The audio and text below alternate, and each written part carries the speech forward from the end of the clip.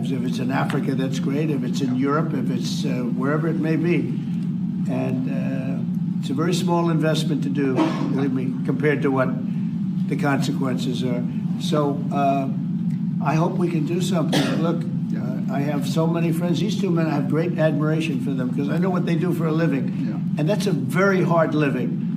Going from city to city, from country to country, and hitting a ball 350 yards like they do, and better than you and I. Getting the ball in the hole. It's a very tough with lots of people watching, right? Yes, That's a very tough living. You know, they're champions. I respect champions. And I respect very much, and I think the country is very lucky. They really wanted to be here. That's true. They could be elsewhere. They could be on a beautiful fairway someplace, and they wanted to be here. So. My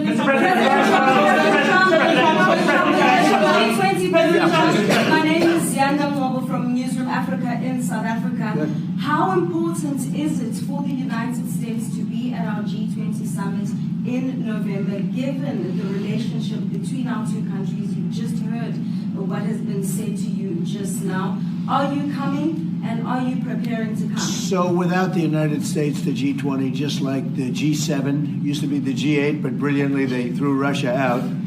Would have been a lot better if Russia was in. You know, a lot of people would say, oh, that's not it. Because if Russia was in, you probably wouldn't have this war. And if you had a different president, you wouldn't have the war either. But we have a G7. It's important that the United States is in both of them. I think without the United States, it's I really believe it's not very important.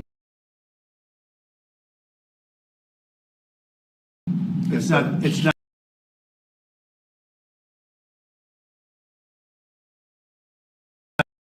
I really believe it's not very important. It's not the same meaning.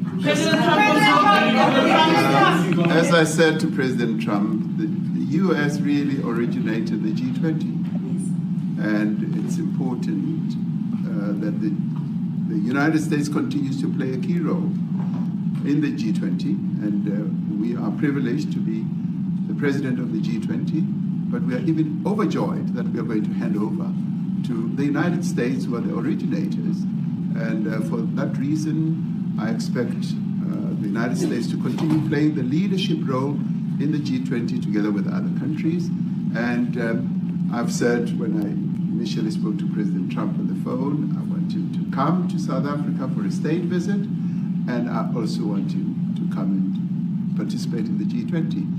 And I want to gladly hand over to President Trump to take the leadership of the G20 forward in November. Thank you very much. Thank you very much.